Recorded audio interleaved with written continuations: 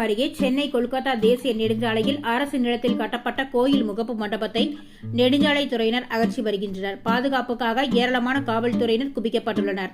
திருவள்ளூர் மாவட்டம் சோழவரம் அடுத்த அழிஞ்சிவாகம் கிராமத்தில் பழமை வாய்ந்த சிலம்பாத்தம்மன் ஆலயம் அமைந்துள்ளது.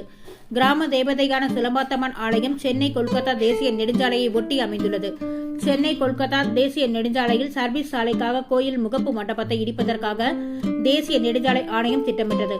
பல ஆண்டுகளாக கோயில் முகப்பு மண்டபத்தை இடிக்க பொதுமக்களிடம் பேச்சுவார்த்தைகள் நடைபெற்று வந்தது. இந்த நிலையில் இன்று காலை முதல் பலத்த போலீஸ் பாதுகாப்புடன் கோயில் மண்டபத்தை முடிப்பதற்கான பணிகள் தொடங்கியுள்ளன. நெடுஞ்சாலைத்துறை மாவட்ட வருவாய் அலுவலர் ஆனந்தகுமார், தேசிய நெடுஞ்சாலை துறை திட்ட இயக்குநர் ஜனகுமரன் தலைமையில் நெடுஞ்சாலைத்துறையினர் பணிகளை மேற்கொண்டு வருகின்றனர். முதற்கட்டமாக கோயிலின் சுற்றுச்சூழல் இடித்து அகற்றப்பட்ட நிலையில் கோயிலின் முகப்பு மண்டபத்தை தனியாக கட்டர் இயந்திரங்களை கொண்டு அறுத்து பின்னர் இடிப்பதற்கான பணிகள் நடைபெற்று வருகின்றன. மேலும் கோயிலுக்கு அருகே அமைந்துள்ள வேப்பமரம் மற்றும் அரச மரத்தை வேருடன் பிடுங்கி மறுநடவு செய்யவும் நெடுஞ்சாலைத்துறை அதிகாரிகள் திட்டமிட்டுள்ளனர். செங்குன்றம் காவல் உதவி ஆணையர் ராஜா ராபர்ட்ஸ் தலைமையில் பலத்த போலீஸ் பாதுகாப்பு போடப்பட்டுள்ளது.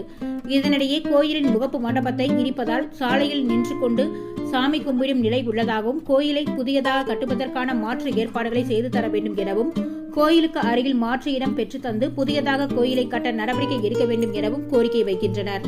இதுகுறித்து நெடுஞ்சாலைத்துறை அதிகாரிகளிடம் கேட்டபோது முகப்பு மண்டபம் மிகவும் பாதுகாப்புடன் கட்டர் மூலம் அகற்றப்பட்டு வருவதாகவும் இழப்பீடாக ரூபாய் 30 லட்சம் வழங்கப்பட்டுள்ளதாகவும் தெரிவிக்கப்பட்டுள்ளது. இதனிடையே கட்டரால் அறுக்கப்பட்ட முகப்பு மண்டபத்தை JCB இயந்திரத்தின் உதவியுடன் இடித்து அகற்றப்பட்டது.